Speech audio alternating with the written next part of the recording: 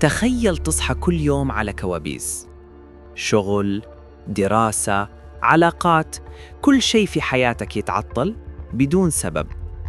البنت هذه كانت تحس إنها منحوسة، كل ما تفرح بشيء ينقلب فجأة لفشل وخيبة. راحت لمشايخ، أطباء، علاج نفسي، وكلهم يقولون في شيء غريب حولك، بس مو فيكي أنتي.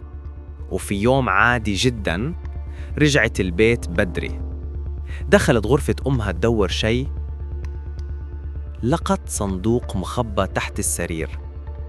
فتحت الصندوق، أوراق ملفوفة بشعرها، صورها مطعونة بالدبابيس، وطلاسم مكتوب فيها اسمها كامل مع تاريخ ميلادها.